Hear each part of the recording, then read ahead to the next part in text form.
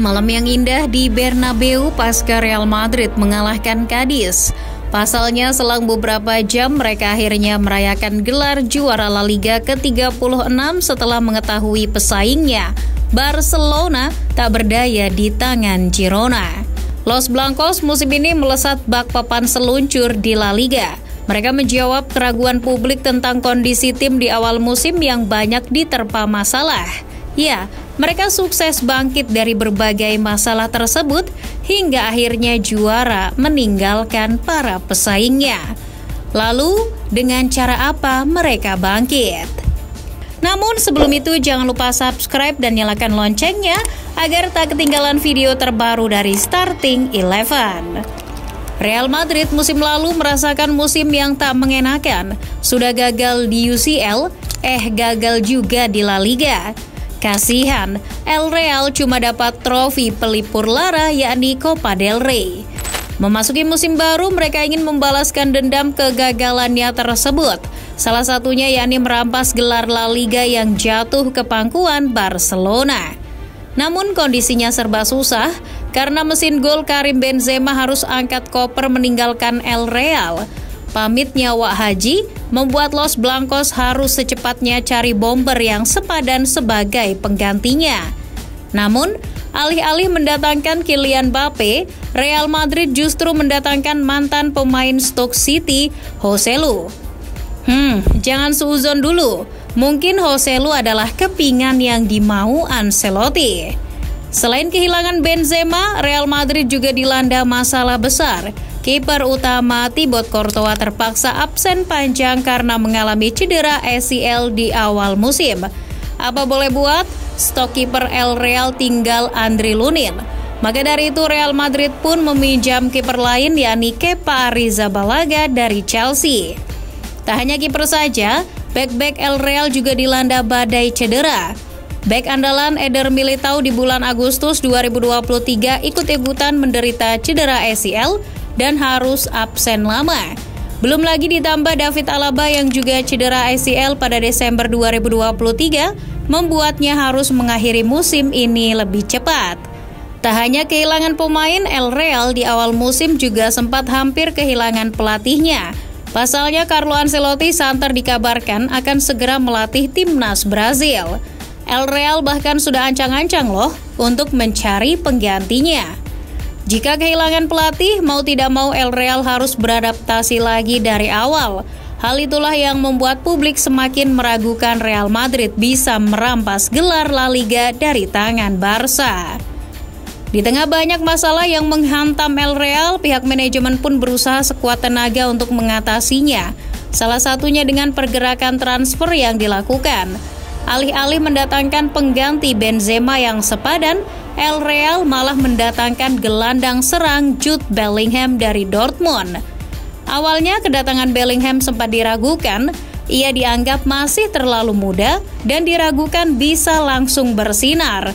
Ditambah para pemain asal Inggris di Bernabeu sebelumnya seperti David Beckham maupun Michael Owen juga kurang bersinar. Selain itu, El Real pun hanya mendatangkan pemain yang harganya ramah di kantong seperti Fran Garcia maupun Arda Güler. Tak lupa mereka juga mendatangkan pemain dengan status pinjaman seperti Kepa maupun Joselu. Namun oleh Ancelotti, Bellingham disulap menjadi Ricardo Kakak. Pemain Inggris itu tidak dijadikan striker, namun posisinya yang berada di belakang penyerang justru membuat Bellingham leluasa mencetak gol. 22 gol sudah ia torehkan. Tidak hanya Bellingham, duet Vinicius dan Rodrigo Goes juga kian ganas di lini depan El Real. Keduanya total sudah mencetak 23 gol di La Liga musim ini karena lebih sering bermain di kotak penalti lawan. Jumlah gol itu lebih banyak dari musim lalu yang hanya 19 gol saja.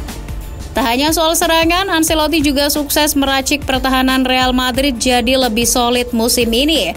Padahal tahu sendiri, masalah lini pertahanan ini sejak awal musim banyak diterpa masalah. Ancelotti sukses menerapkan pola tambal sulam di pertahanan mereka. Tchouaméni misalnya, meski sebagai gelandang, ia mampu menjalankan tugasnya ketika ditempatkan 10 kali sebagai bek tengah. Ancelotti tahu jika postur tubuh dan naluri bertahannya cocok sebagai bek tengah. Lalu Camavinga pun serupa. Meski sebagai gelandang, Ancelotti tahu kekuatan kaki kiri, kecepatan serta naluri bertahannya juga cocok kalau ditempatkan sebagai bek kiri. Terbukti saat 6 kali tampil sebagai bek kiri, Camavinga sukses menjawab tantangan tersebut.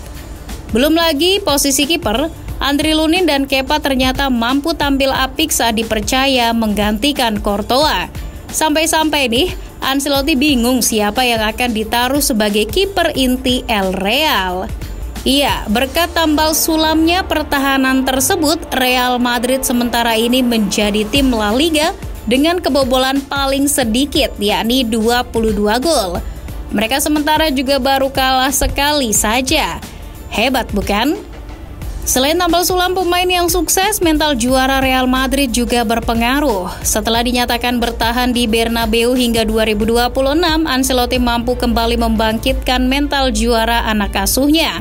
Para pemain juga otomatis termotivasi karena pelatih yang dicintainya tersebut bertahan dan ingin lebih banyak meraih gelar di Bernabeu.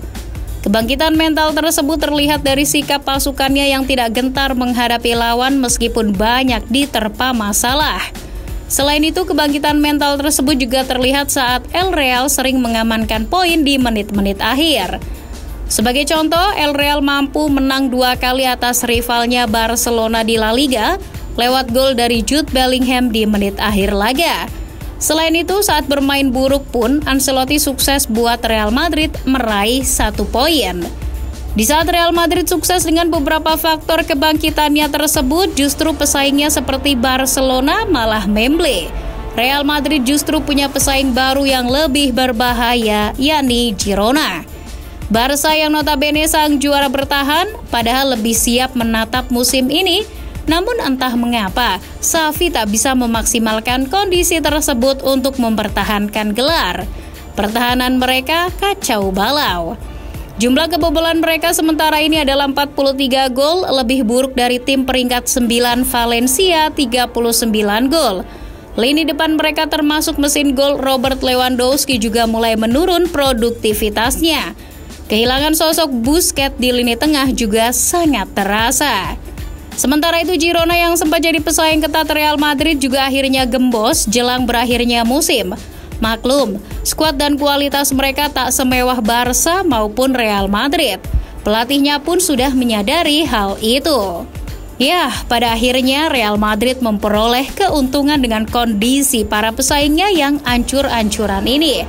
El Real sukses juara La Liga di Jornada ke-34 dengan selisih sementara 13 poin dari posisi kedua, Girona. Selamat sekali lagi Real Madrid. Mental juara memang tak pernah bohong. Hala Madrid.